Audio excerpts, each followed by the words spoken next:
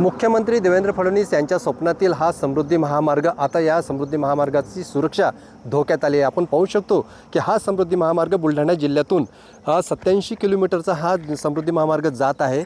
या समृद्धी महामार्गावर ठिकठिकाणी संरक्षण कठडे जे आहेत ते तोडण्यात आले आहेत। त्याचं मुख्य कारण असं आहे की हे अवैध रेती वाहतूक करणारे जे टिप्पर आहेत, मोठमोठे ट्रक आहेत, JCB आहेत, या लोकांनी हे अक्षरशः इथले हे संरक्षण कठडे मशीनच्या सहाय्याने, कटरच्या सहाय्याने कापून टाकलेले आहेत आणि त्यालासुद्धा येण्या जाण्यासाठी रस्ता म्हणजे कुठल्या प्रकारचा टोल न पाळता ही वाहतूक मोठ्या प्रमाणात रेतीचे ट्रक भरधाव या समृद्धी महामार्गाने धावताना दिसत आहे आणि याकडे MSRDC या विभागाचं पूर्णतः दुर्लक्ष आहे। तसंच जिल्हा प्रशासनाचं सुद्धा याकडे पूर्णतः दुर्लक्ष आहे।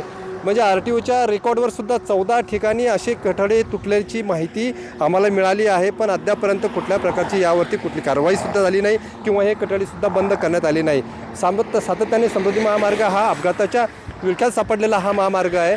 सातत्याने ते अपघात होतात म्हणून हा महामार्ग बदनाम होताना दिसत आहे। पण मात्र या ठिकाणी आता दुसरा एक लोकांनी इथे असा व्यवस्था केलेला आहे की कठडे तोडून आतमध्ये प्रवास करणे आणि तोही विदाऊट टोल आणि भरधाव वेगाने ट्रक यावरती धावत दिसत आहेत आणि त्यामुळे अपघाताची शक्यता मोठी वाढलेली आहे।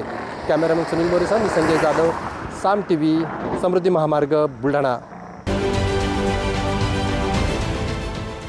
देश विदेशातील प्रत्येक घडामोडींचे लाईव्ह अपडेट मिळवण्यासाठी आता साम टीव्हीच्या सर्व सोशल मीडिया प्लॅटफॉर्मला लाईक, फॉलो आणि सबस्क्राईब करा। तसंच सर्व नोटिफिकेशनसाठी बेल आयकॉन प्रेस करायला विसरू नका।